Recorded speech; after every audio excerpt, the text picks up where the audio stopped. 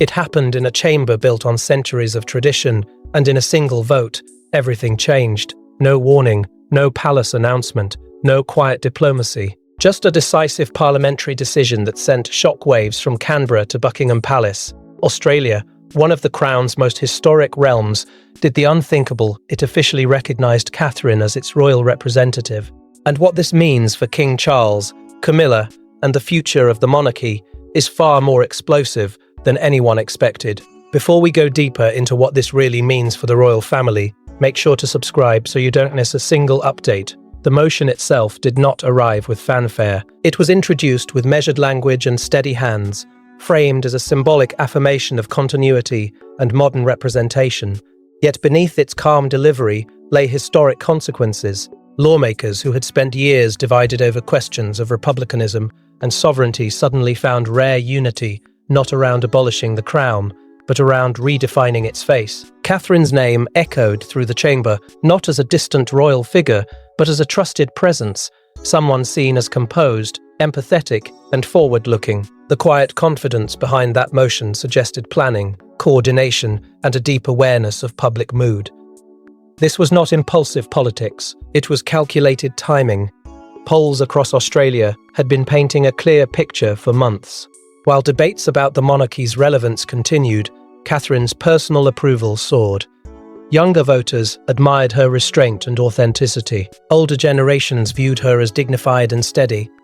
She was perceived not as a relic of tradition, but as a bridge between eras, and Parliament understood something critical: rejecting the monarchy outright risked division.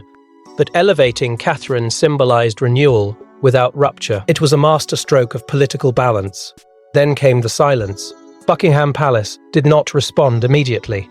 No official statement, no congratulatory message, no clarification. Hours passed, and the absence of reaction grew louder than any declaration could have been. Inside that silence lived tension, because this vote was not a routine diplomatic courtesy. It carried implications that could not be easily managed. If Australia recognised Catherine in this capacity, it subtly shifted the emotional centre of royal authority. Global headlines erupted almost instantly. Commentators labelled it a soft succession moment, a symbolic passing of generational trust. Analysts debated whether this represented evolution or quiet rebellion. The phrase itself began trending soft succession, hinting at a future taking shape before protocol allowed it. In the space between tradition and transformation, Catherine suddenly stood closer to sovereign influence than anyone had publicly acknowledged. And beneath the celebration in Australia lay a question sharp enough to cut through ceremony. Was this a vote of confidence in Catherine alone? Or was it, however delicately framed, a vote of no confidence in someone else? Because in royal politics, elevation and exclusion often move in the same breath. Recognition of one figure can cast shadow over another. The applause in Parliament signalled optimism, renewal, stability. But power inside a monarchy does not shift quietly without consequence. Symbolism matters, perception shapes authority, and the deeper meaning of this vote was only beginning to unfold. But while Australia celebrated what many called a modern royal evolution, behind palace doors the reaction was anything but celebratory. Inside Buckingham Palace, aides were scrambling. Courtiers whispered. Phones rang without pause. The king had not authorised this. The queen consort had not anticipated it. And yet, the world was already framing Catherine as something more than a princess of Wales, something dangerously close to sovereign authority. The question wasn't just how this happened, it was who allowed it, and whether this vote had been quietly building for months without the palace realising it. Within hours of the parliamentary decision in Australia, emergency briefings were reportedly convened behind closed doors. Senior advisors were summoned with urgency, rarely seen outside moments of constitutional crisis. This was not a ceremonial adjustment. This was a symbolic earthquake. The proof, recognition of Catherine as Australia's official royal representative, introduced a layer of complexity the palace had not publicly prepared for. Because recognition carries weight, it signals trust, it implies endorsement, and in this case, it suggested a shift in emotional allegiance within the Commonwealth itself. King Charles, sources suggested, was blindsided, not by Catherine's popularity that had been evident for years, but by the formalisation of it, The vote transformed admiration into institutional acknowledgement, and that transformation cut deep. Charles has spent decades preparing to safeguard the monarchy's continuity, yet here was a realm acting independently, elevating the next generation, without waiting for royal orchestration. It was subtle, it was legal, but it felt personal. Even more telling was who was not central in the unfolding response. Camilla's absence from immediate diplomatic conversations did not go unnoticed. As the Queen Consort, her position traditionally commands inclusion in moments of constitutional sensitivity, yet this development revolved around Catherine alone. The optics were impossible to ignore. Media outlets quickly noted the contrast: Catherine ascending symbolically, Camilla sidelined in narrative. In royal politics, visibility equals influence, and influence appeared to be shifting. Prince William, meanwhile, maintained a calculated silence. No public endorsement, no private contradiction, just restraint. And that restraint fueled speculation. Was this quiet confidence, strategic patience, or an understanding that events were aligning with a longer-term vision for a streamlined monarchy built on renewed public connection? William has long understood perception as power. By saying nothing, he allowed the story to breathe, to expand, to carry its own momentum. And momentum, once formed, is difficult to contain. Inside Palace, advisors were divided. Some argued that embracing Australia's decision would project unity and modernisation. Others warned that acknowledging it too enthusiastically might imply a premature transfer of symbolic authority. The debate was not about legality. It was about optics, about hierarchy, about whether this moment represented evolution or erosion. Because when a Commonwealth nation redefines its relationship with the Crown, it sets precedent, and precedent travels. More unsettling still were murmurs that Australian officials may have coordinated, however indirectly, with members of Catherine's advisory circle. Nothing overt, nothing traceable, but alignment of timing, messaging, and tone suggested quiet communication. If true, it would indicate foresight, preparation, perhaps even encouragement. That possibility deepened the unease, because it would mean this was not merely a spontaneous parliamentary gesture. It would mean Catherine's ascent in global perception was neither accidental nor entirely reactive. The palace thrives on control, protocol, order, yet this vote disrupted that rhythm.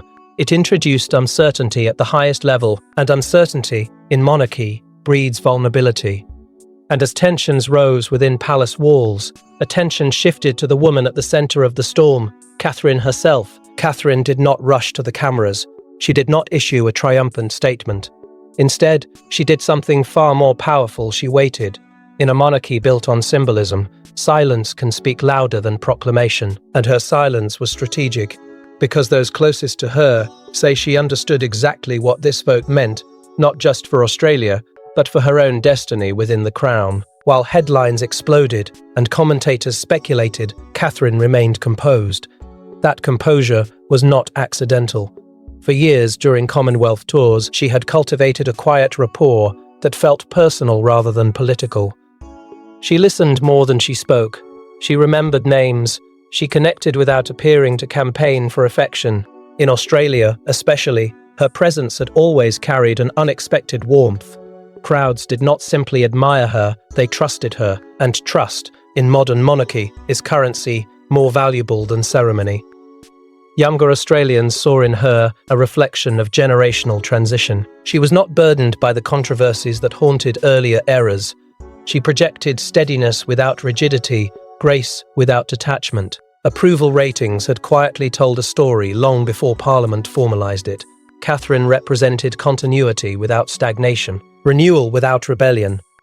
That balance made her uniquely positioned at a moment when the Commonwealth was questioning its future relationship with the Crown. Behind the scenes, her advisory circle had reportedly been tracking these shifts for years, polling trends, sentiment analysis, the emotional temperature of Commonwealth nations. They understood something critical.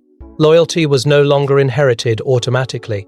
It had to be earned, and Catherine had been earning it steadily, tour after tour, speech after speech.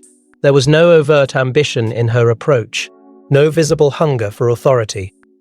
Yet preparation and humility can coexist, and preparation, when opportunity arises, becomes power. Still, beneath the poise, there was conflict. Catherine's loyalty to King Charles is not performative. It is foundational. She understands hierarchy. She respects tradition. The Australian vote placed her in a delicate position, elevated publicly, while her father-in-law remains sovereign. To embrace the recognition too eagerly could appear disloyal. To distance herself too firmly could disappoint a nation that had placed symbolic faith in her. That tensio lingered beneath every word she would eventually choose.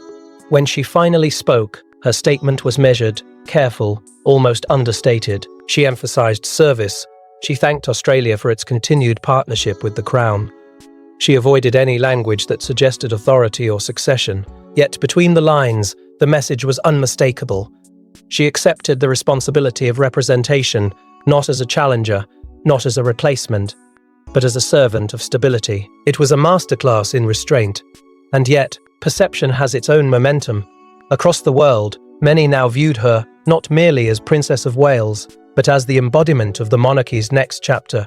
The phrase "future queen" surfaced repeatedly in commentary. The vote had not altered the line of succession, but it had altered the emotional narrative. In global eyes, Catherine appeared already stepping into a role history had reserved for later. Her silence had created anticipation. Her words reinforced continuity. But neither could erase the deeper reality. Something had shifted. A threshold crossed quietly, yet decisively. But the story does not begin in Australia. It begins years earlier, with a subtle shift in how the Commonwealth viewed the monarchy itself. For years, murmurs of republicanism echoed through Australia's political halls. Debates over sovereignty, identity, and independence simmered beneath the surface. Yet instead of severing ties with the monarchy, Parliament made a radically different move. They redefined it. Rather than rejecting the crown, they recentered it. Around Catherine, this wasn't rebellion, it was reinvention, and it revealed a deeper truth about where loyalty in the Commonwealth now rests. The push for an Australian republic had never truly disappeared. It resurfaced with every generational shift, every constitutional debate, every global headline questioning the relevance of inherited power. Younger voters demanded autonomy. Commentators argued that symbolic ties to a distant monarch felt outdated. And yet, something unexpected complicated that narrative: Catherine's rising popularity. Even among those skeptical of monarchy itself, she remained widely admired. That contrast created a paradox. Australians were questioning the institution, but embracing the individual. Inside Parliament, younger members of Parliament began to articulate a new vision. Separation, they argued, was not the only path to modernisation. What if the Crown could evolve without collapsing? What if representation could feel local, relatable, emotionally connected? Catherine became the embodiment of that possibility. She was seen not as an extension of rigid hierarchy, but as a figure capable of translating tradition into something contemporary. In quiet strategy sessions, her name surfaced repeatedly as a symbol of renewal without rupture. This generational shift carried powerful symbolism. King Charles represents continuity with the past decades of preparation, duty, and endurance. But Catherine represents what comes next. In elevating her role, Australia was signalling preference for future-facing stability. It was not a rejection of Charles as sovereign, but it was a recalibration of emotional allegiance. And in monarchy, emotion often drives momentum more powerfully than law. Polling data reinforced this dynamic. Catherine was consistently described as approachable, grounded, and unifying. These words matter. They reflect how leadership is felt, not merely observed. Australians, particularly younger demographics, viewed her as someone who understood modern pressures. She was not distant. She was not controversial. She felt accessible in a system that often feels abstract. That perception made Parliament's decision politically defensible. Strategically, the vote achieved multiple objectives at once. It preserved constitutional continuity while signalling reform.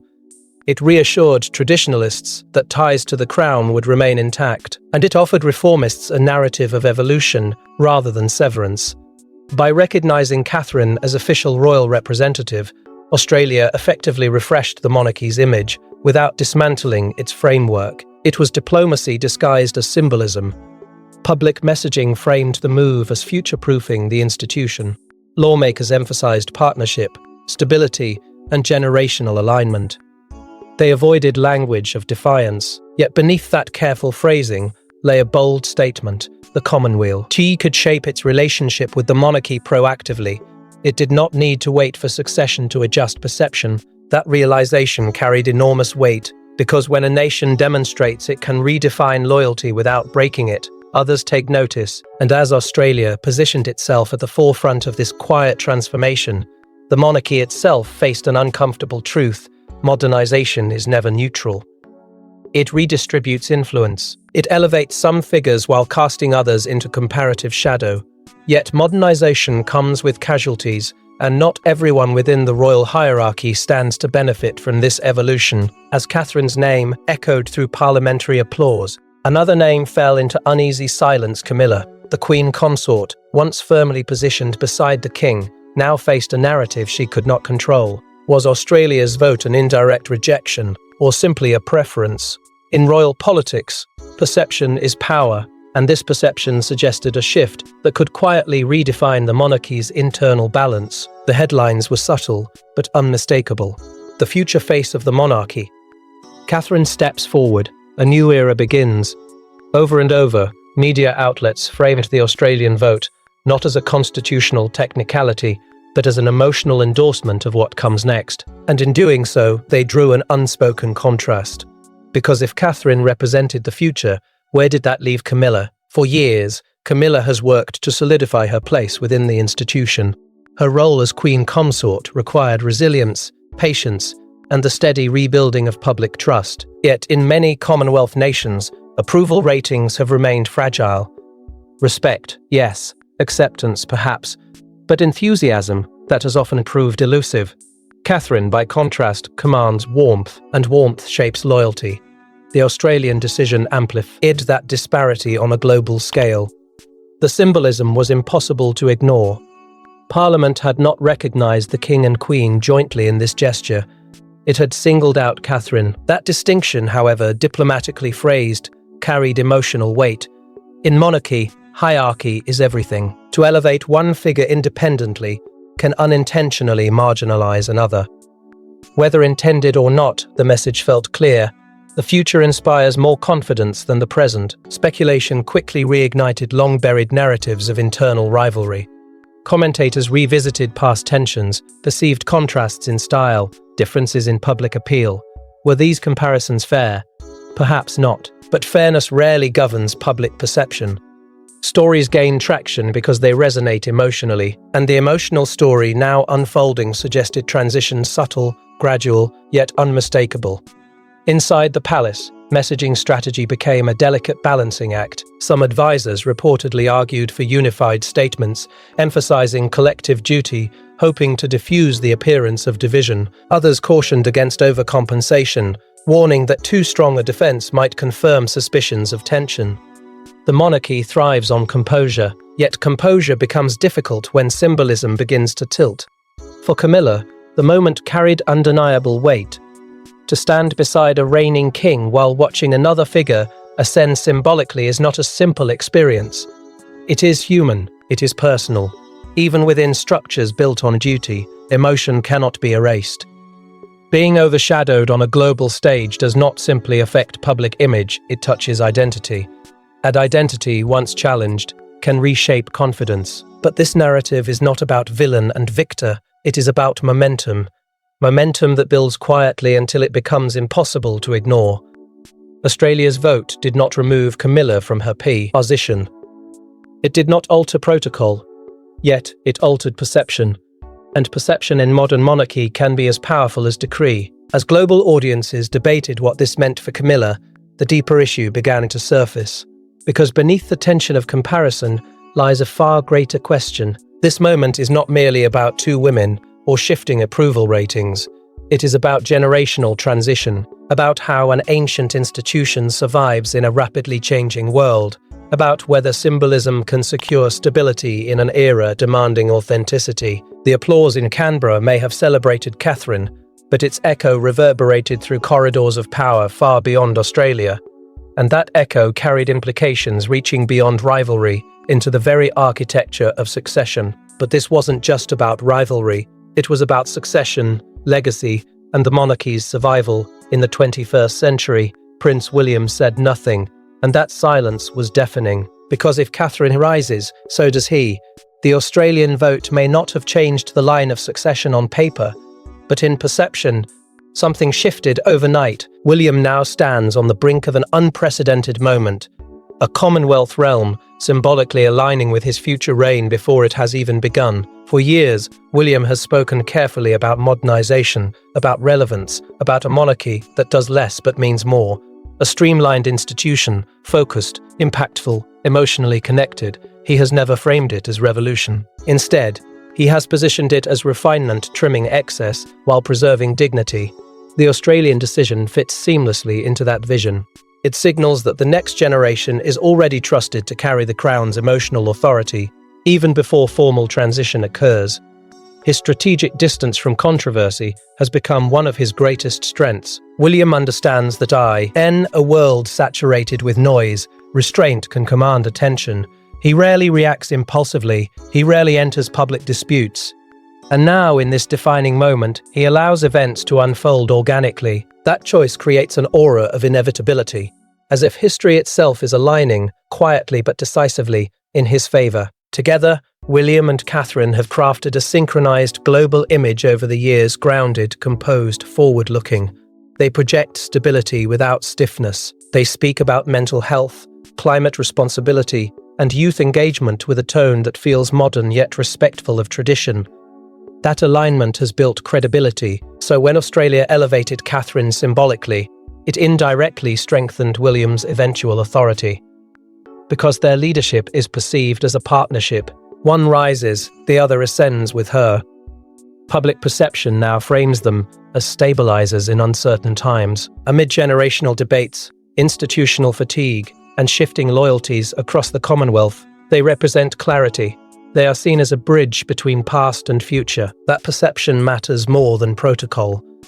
Authority on paper is one thing, authority in hearts and minds is another. Australia's vote suggests that emotional allegiance may already be consolidating around their era. For William, this creates both opportunity and pressure. Opportunity because a Commonwealth realm has, in effect, endorsed the spirit of his future reign. Pressure because expectations accelerate faster than timelines. The crown moves according to tradition. Public momentum does not, and if perception begins to outrun protocol, tension follows. There is also the broader strategic implication. Other realms are watching closely.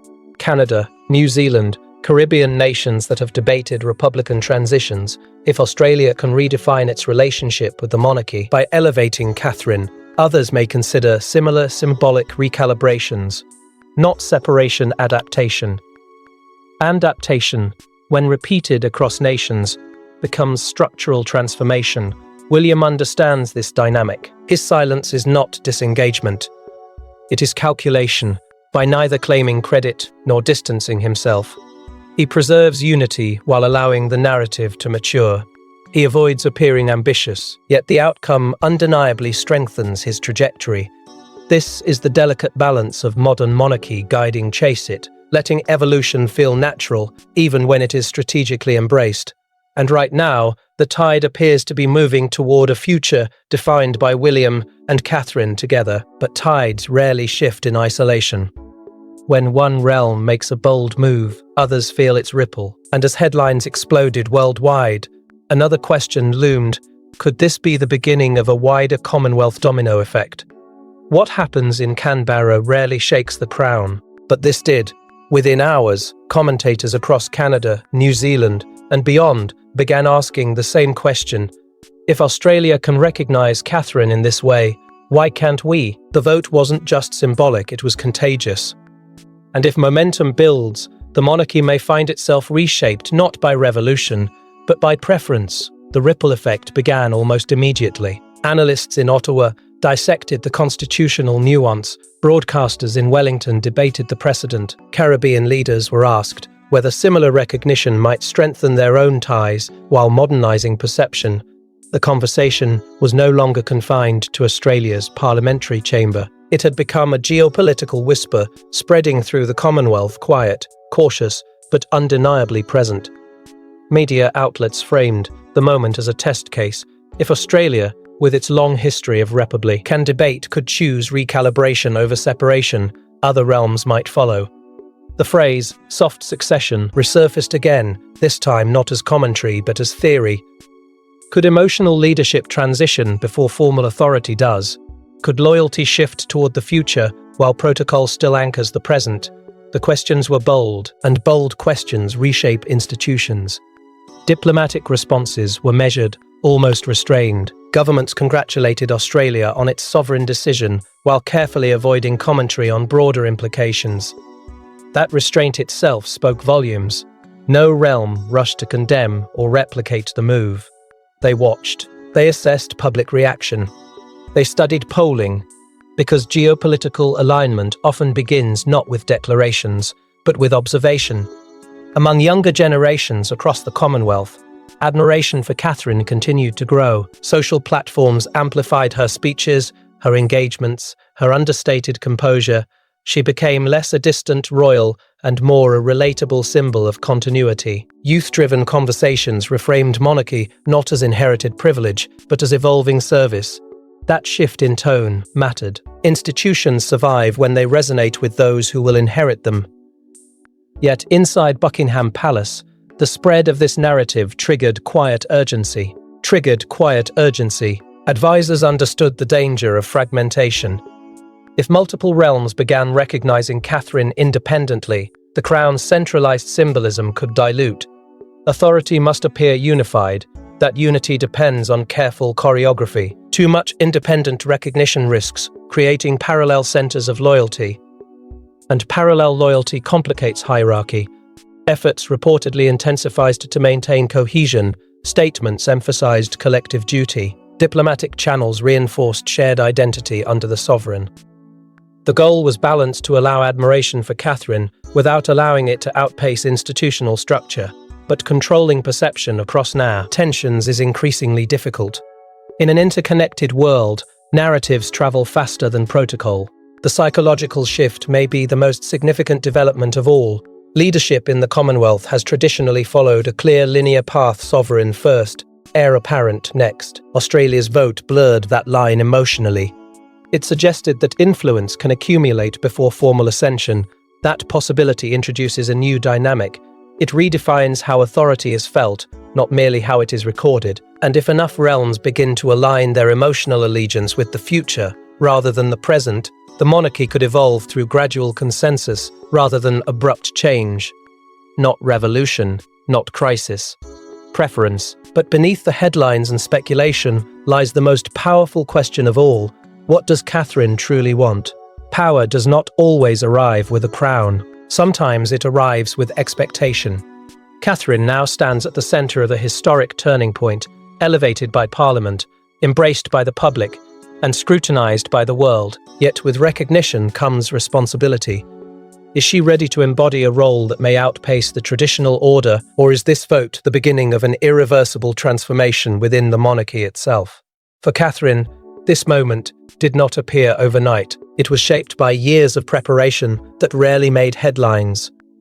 From the earliest days of stepping into royal life, she understood that duty is not a performance, but a discipline. Every engagement, every speech, every carefully chosen word became part of a long apprenticeship. She learned when to speak and when to remain silent. She learned how to carry the weight of scrutiny without allowing it to harden her. That preparation was quiet, patient, deliberate, and now, in the wake of Australia's vote, it feels almost prophetic. Yet preparation does not erase emotion. Beneath her composure lies a tension few can truly understand.